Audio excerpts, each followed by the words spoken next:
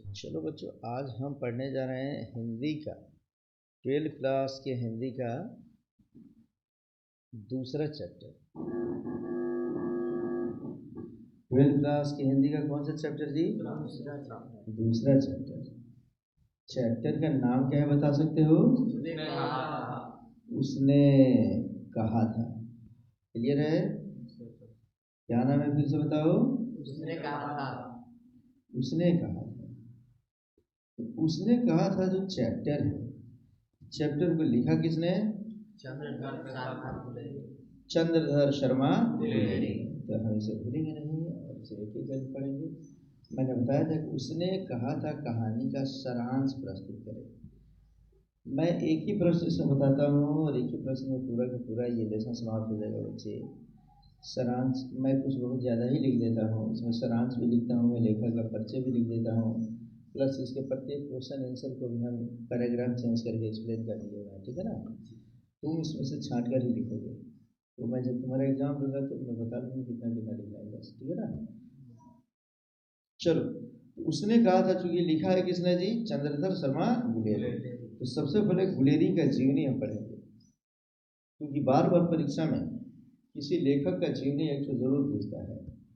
इसके पहले बातचीत पढ़े थे। बातचीत के लेखक कौन बोलो?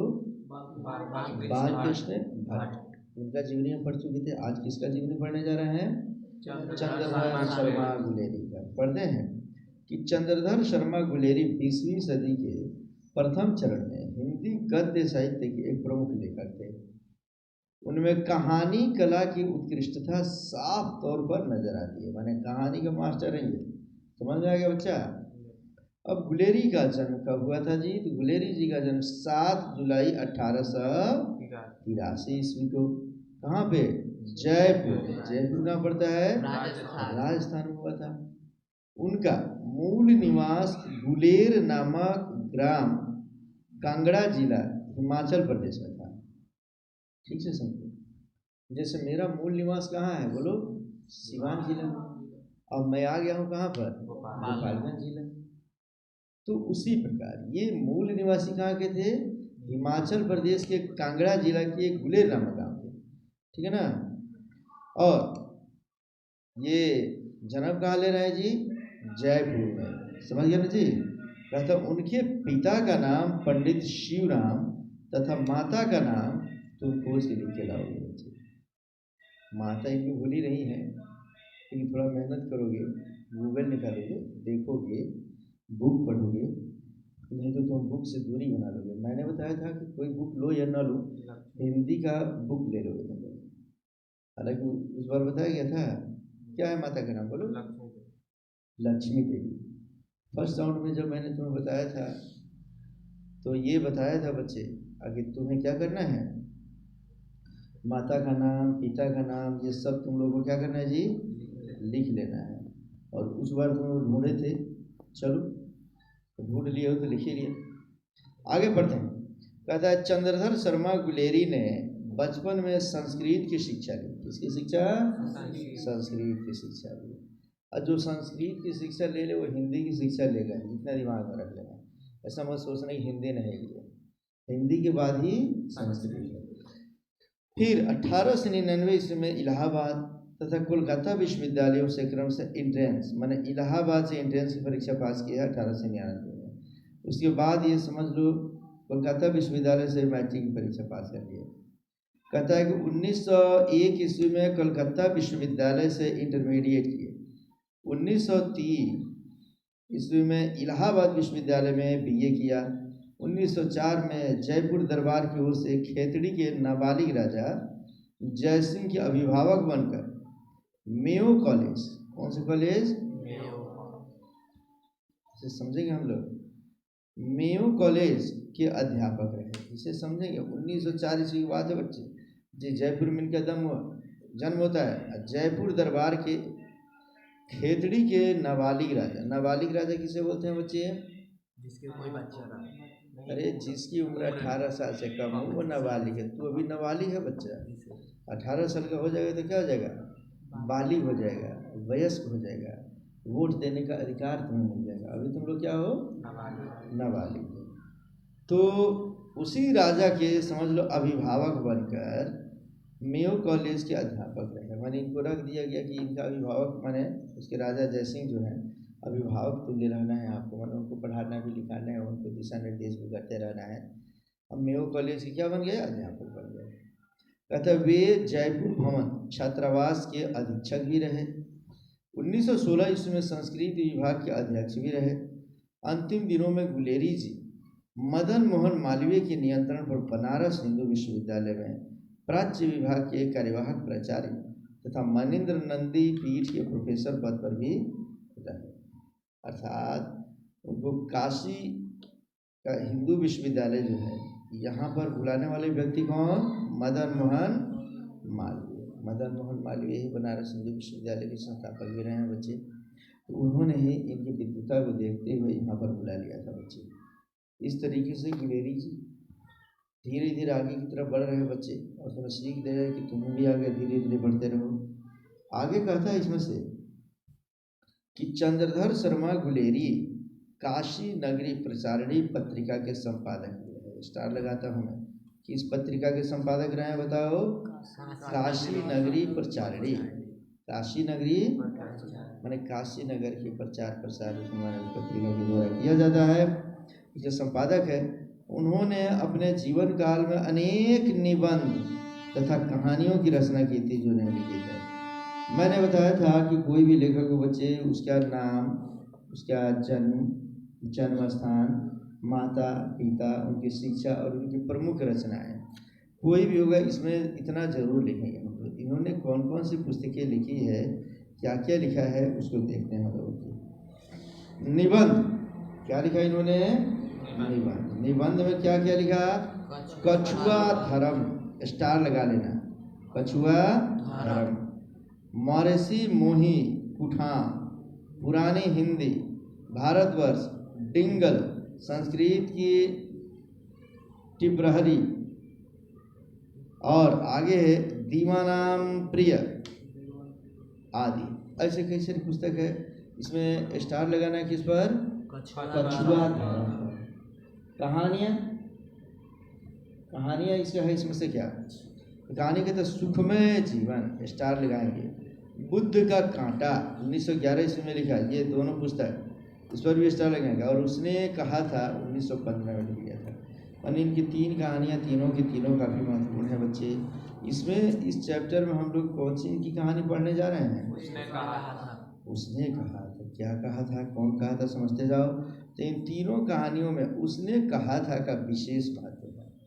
बाकी थोड़ी अध्यात्म की भी बातें बताई गई है बच्चे, लेकिन इसमें साफ साफ मैंने जो बताया गया है, संवेदना बताई गई है, चरित्र बताई गई है, वो उसको हम सब पढ़ेंगे। पहली बार हिंदी कहानी में कथ्य माने कहानी, चरित्र और संवेदना की दृष्टि से ही नहीं बल्कि शिल्प और भाषा की दृष्टि से भी पूर्ण परिपक्वता नजर आती है। शुद्ध प्रेम की आध्यात्मिक अनुभूति। कौन सा प्रेम जी? शुद्ध प्रेम। और उसकी स्वाभाविक उत्सर्ग में अभिव्यक्ति इस कहानी का कथ्य है। माने इस कहानी का मूल उद्देश्य क्या है जी? शुद्ध प्रेम को बताया गया कि इंसान यदि किसी से प्रेम करे तो प्रेम का मतलब क्या होता है। मैंने बताया था बच्चे कि प्रेम सिर्फ हम लड़कियों से नहीं करते या लड़कों से नहीं करते। प्रेम हम अपने माता पिता, भाई बहन, बंधु, दोस्त सबसे करते हैं। प्रेम का शाब्दिक अर्थ मैंने बताया था क्या होता है? त्याग।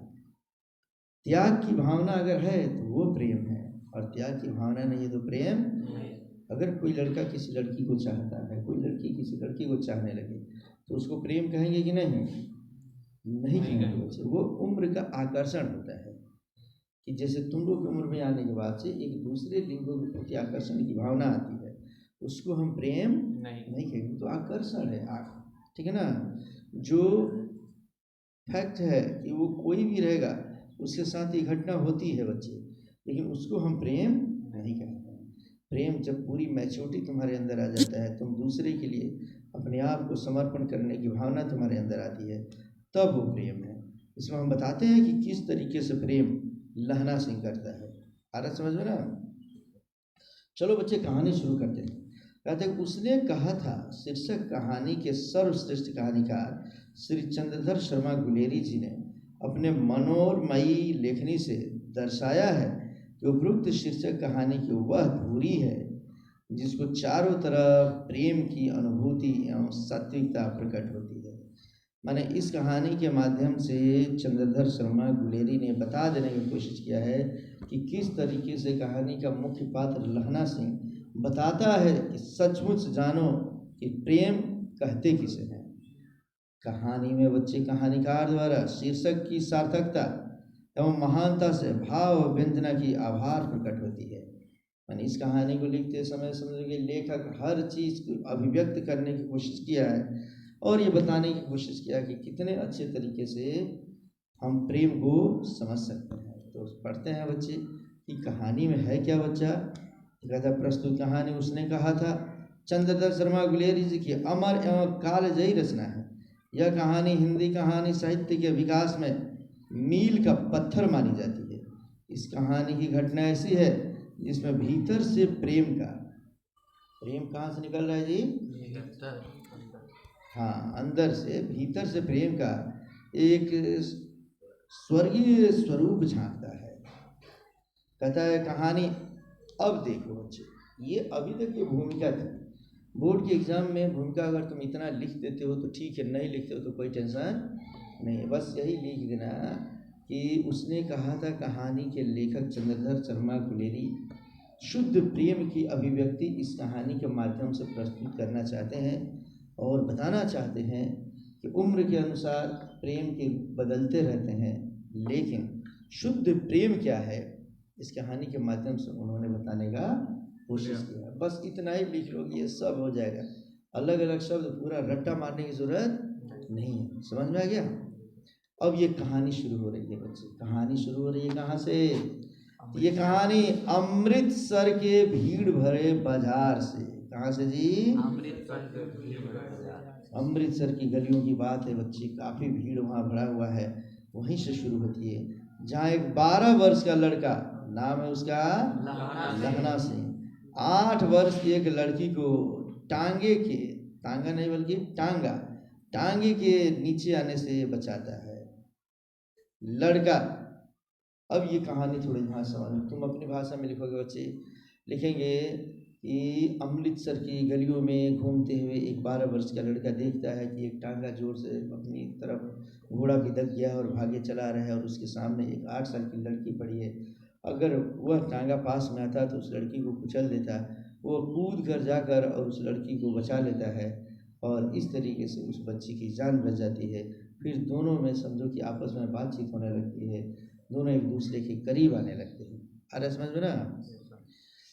अब कहता है फिर आगे कहानी लिखेंगे। कोई सेम नहीं कि सेम डिटो में जो लिखा वो नहीं लिखोगे, अपनी भाषा में लिख कर लाओगे। समझ में आ गया ना जी? कहते कि लड़का लड़की से पूछते हुए यह कहता है तेरी कुड़माई हो गई। अब अचानक नहीं पूछता है बच्चा। अब ऐसा नहीं कि बच्चा या पूछ दे तेरी कुड़माई हो गई तो वो सोचती करे ये ब्याह करने के लिए हमसे पूछ रहा है क्या। तो बातचीत करते हैं धीरे धीरे, जब फैमिलियर होते हैं तब एक ने क्या पूछता है तेरी कुड़माई हो गई। मतलब तेरी कुड़माई का मतलब तेरी सगाई हो गई, मैंने शादी तेरी कहीं तय हो गई है क्या। लड़की धत कहकर चली जाती है। लड़की है बेचारी शर्मा जाती है, धत कहती है और भाग जाती है कि कितना लड़का ही गंदा है, क्या क्या पूछता है, सगाई ब्याह की बात पूछने की क्या जरूरत है। बच्चे तो वो देते हैं बच्चों, वो भी 8 साल की बच्ची है, 12 साल का बच्चा है। अगले बार मिलने के बाद अब वो लड़का जब मिलता है उससे बच्चे, लड़का फिर कहता है कि तेरी कुड़माई हो गई। लड़की धत कहकर भागने के बजाय कहती है कि हाँ कल हो गई। देखते नहीं यह रेशम के फूलों से काढ़ा हुआ साल। क्या कहती है बच्चे? देखता नहीं कल में। हाँ, वो कहती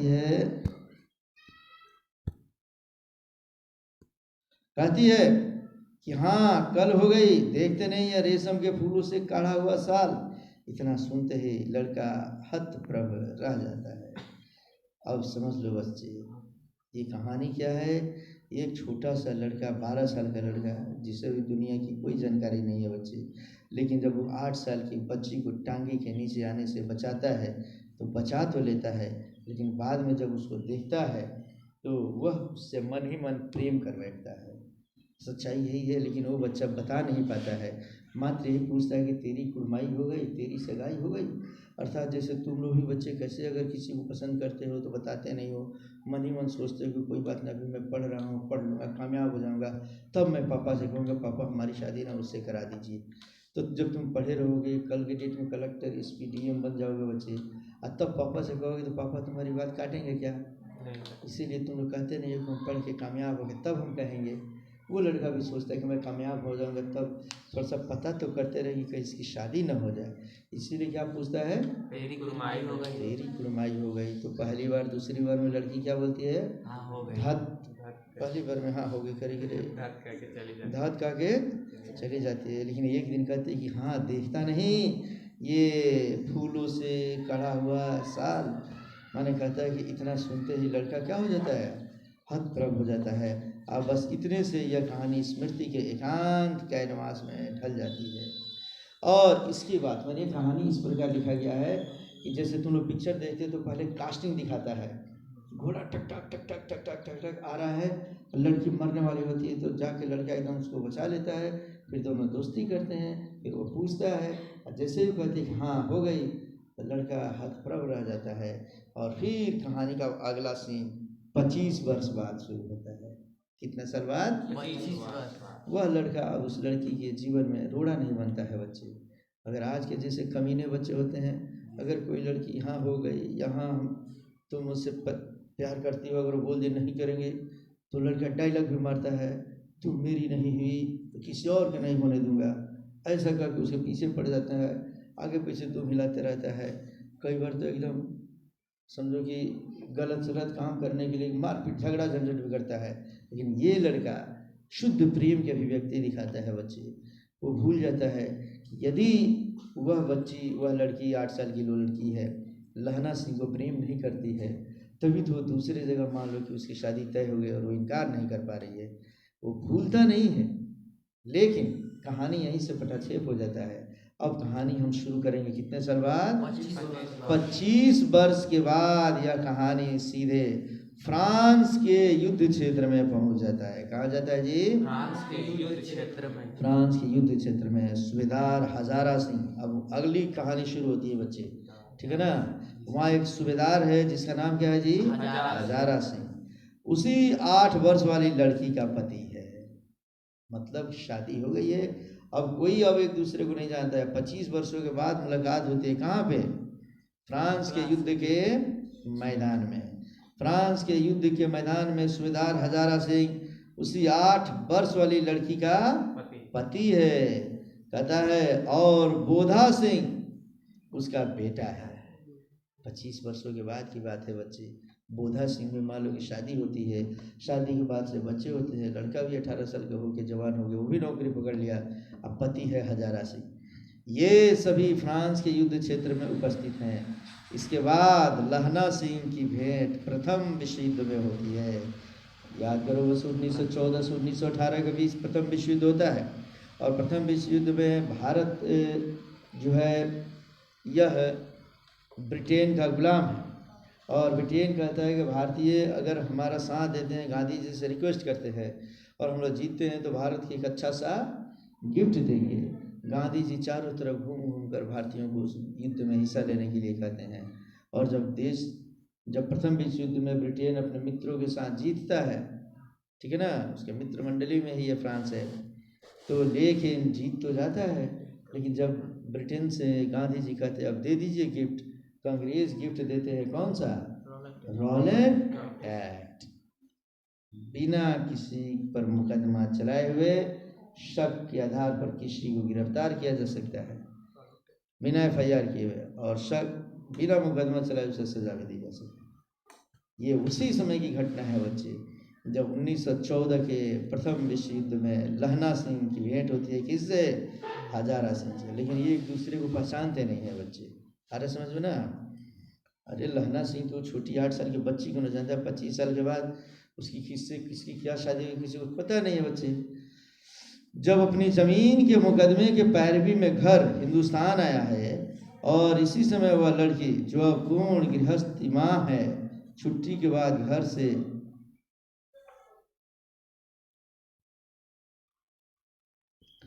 कहता है छुट्टी के बाद घर से लाम पर जाते समय लहना सिंह सूबेदार हजारा सिंह का घर हुआ। अब इसे समझो कि लाम पर जाते समय इस चीज़ को समझो। कहानी क्या है कि उस टांगे वाली घटना के 25 साल बाद लहना सिंह हजारा सिंह और बोधा सिंह से मिलता है। कहाँ पे? फ्रांस के युद्ध के मैदान में। वहीं सब एक मित्र की तरह रहते हैं, कोई किसी को जानता नहीं है, मात्र वो भी फोर्स में, ये भी फोर्स में।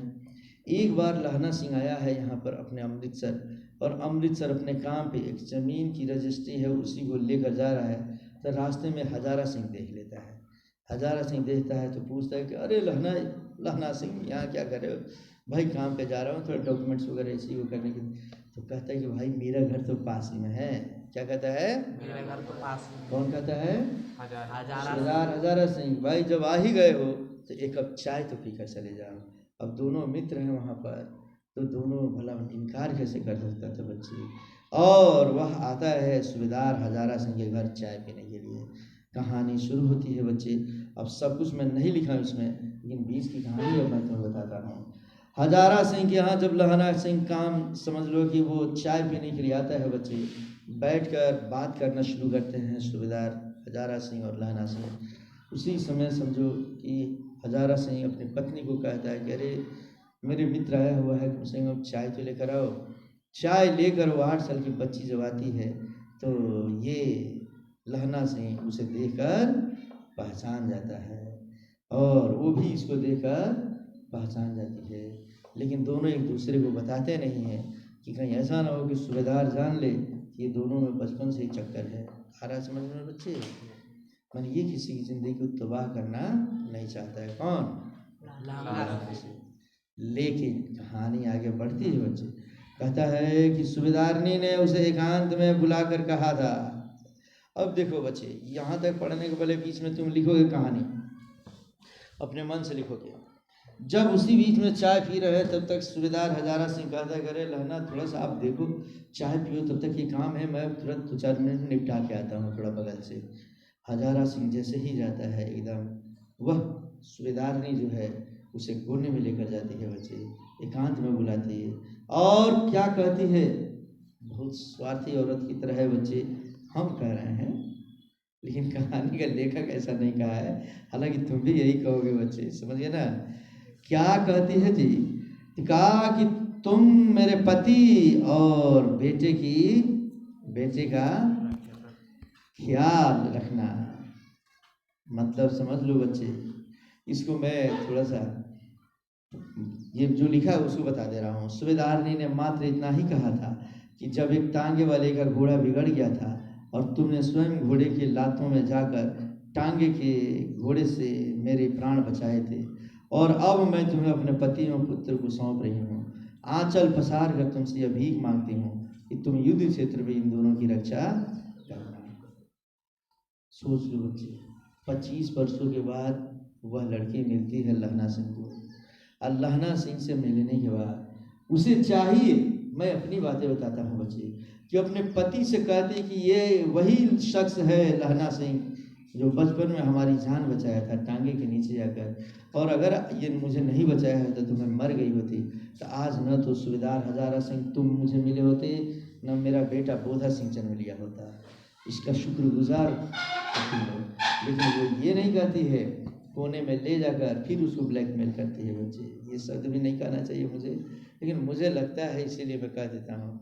आंचल पसार कर उससे कहती है कि हे लहना, जिस प्रकार याद करो कि 25 वर्ष पहले अमृतसर की गलियों में उस टांगे के नीचे आने से तुम घोड़े के पैरों के नीचे चले गए, तुम्हें चोट लगी थी, लेकिन मुझे तुमने चोटिल नहीं होने दिया, मेरी जान बचा ली थी। आज मैं आंचल पसार कर तुमसे भीख मांगती हूँ कि प्रथम विश्व युद्ध में फ्रांस के मैदान में यदि किसी प्रकार का अगर कोई अहित हमारे पति और हमारे बेटे बोधा सिंह पर अगर होने वाला हो तो प्लीज़ मेरे बच्चों को बचा लेना, मेरे पति की रक्षा करना जैसे तुमने मेरा रक्षा किया था। वो लहना, सीधा साधा लहना, प्रेम के अर्थ को समझने वाला लहना, लहना सिंह इस भीख रूपी कर्तव्य को अपने माथे चढ़ा लिया और सूबेदारनी के प्रेम की उस किरण को दुनिया से बचाकर अपने हृदय में सजाए रहा और युद्ध में अपने प्राणों की आहुति देकर हजारा सिंह और बोधा सिंह की रक्षा की। एक सैनिक की तरह लहना सिंह ने अपने दिए हुए वचन की रक्षा में अपने निज प्राणों का विसर्जन किया। ये एक ऐसा प्रेम है जिससे हमें मधुर प्रेम की संज्ञा प्राप्त होती है। इस प्रकार कहानी की घटनाओं में वास्तविकता, कहानी में क्या क्या दिखता है जी? इसमें वास्तविकता दिखता है बच्चे। घटनाओं में स्वाभाविक नाटकीयता है जो मन पर अपने उत्कर्ष की ओर संचरण करती हुई गतिशीलता के कारण जबरदस्त असर डालती है। इस तरह प्रभान्वित कहानी के प्राण मानी जाती है।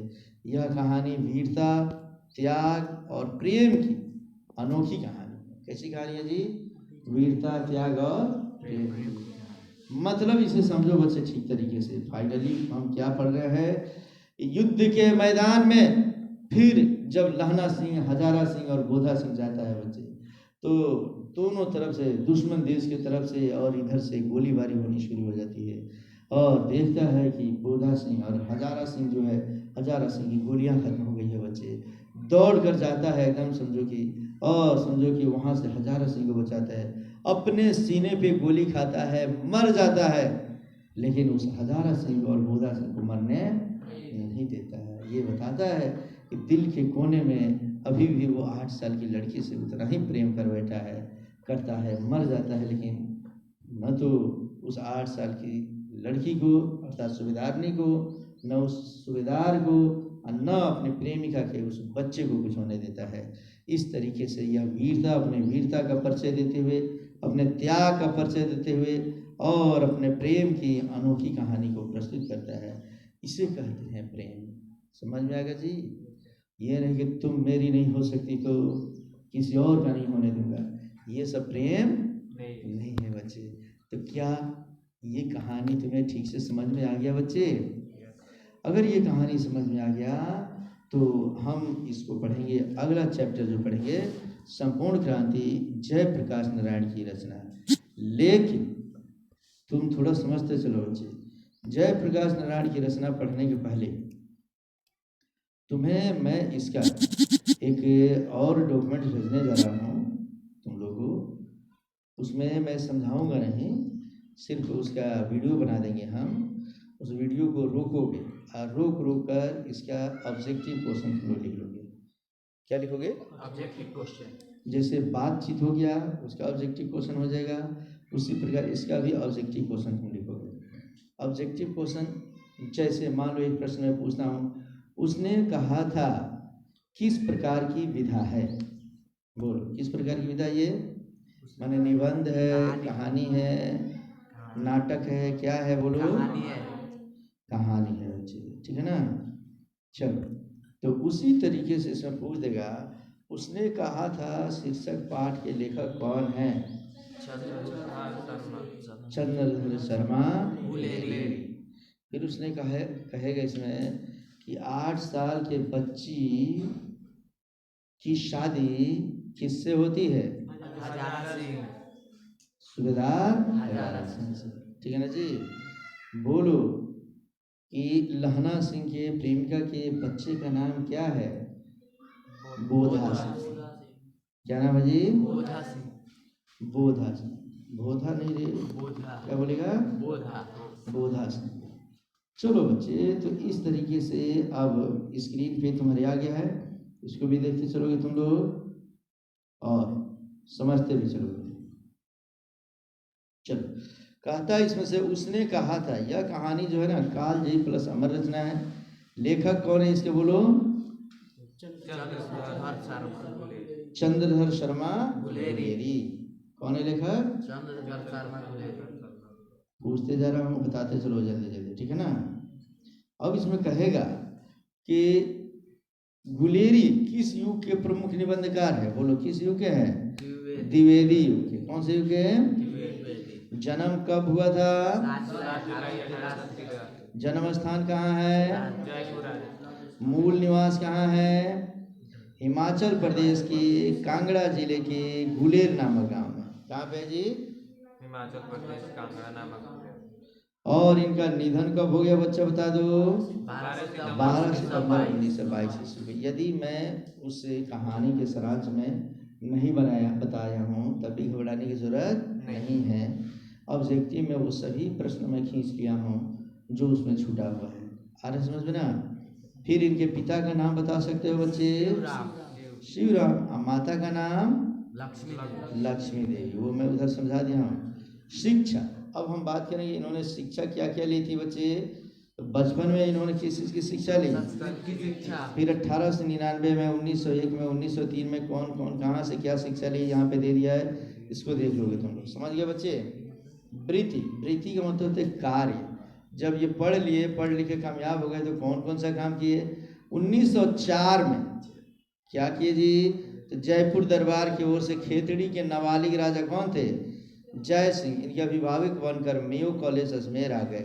1916 में ये कहाँ पे चले गए? उसी प्रकार अंतिम दिनों में ये कहाँ पे थे बच्चे, ये सब तुम लोग यहाँ से देकर लिख लोगे। इन्होंने संपादन भी किया पत्रिका का, और पत्रिका का संपादन के रामालोचक काशी नगरी प्रसारणी पत्रिका के नाम से इन्होंने किया। ठीक है बच्चे? रचनाएं भी इन्होंने कई सारे। 1911 में सुखमय जीवन लिखा। क्या लिखा था? सुखमय जीवन। 1911 में उन्होंने एक और पुस्तक लिखी, कौन सा? बुद्ध का कांटा। और 1915 में लिखा था क्या? उसने कहा था। इन्होंने निबंध भी कई सारे लिखे बच्चे।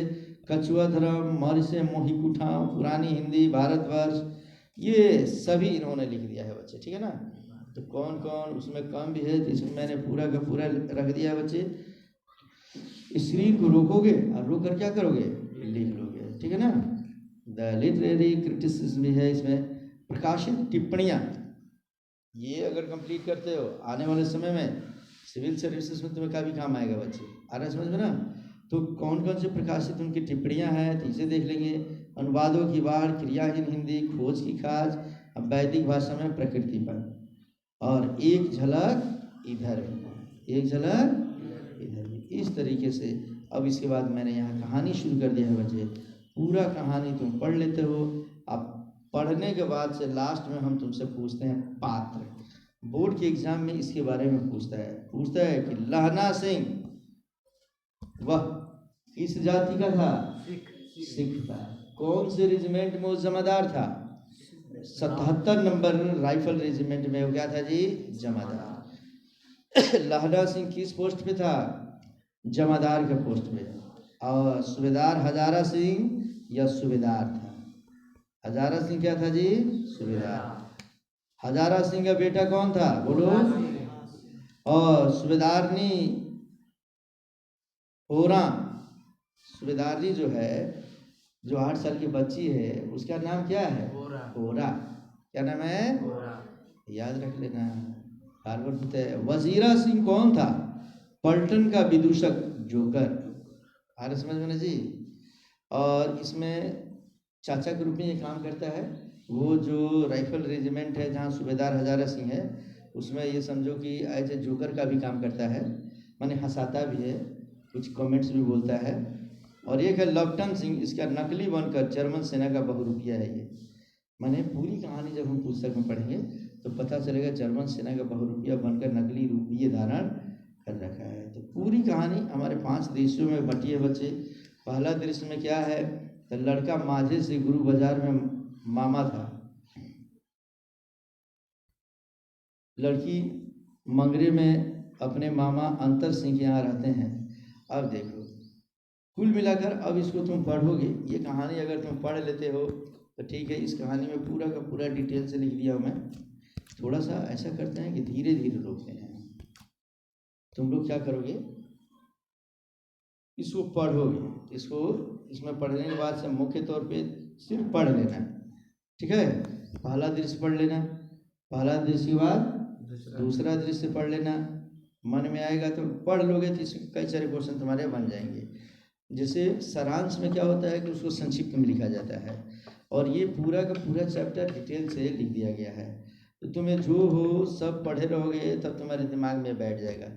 स्क्रीन को मैं रोक दे रहा हूँ, तुम भी क्या करोगे, उसको रोकोगे और इसको पढ़ोगे। पहला दृश्य, दूसरा दृश्य, तीसरा दृश्य, चौथा दृश्य। चौथा दृश्य में क्या है ये भी देख लोगे। लपटन की बात करें तब जो बहुरूपिया है इसमें से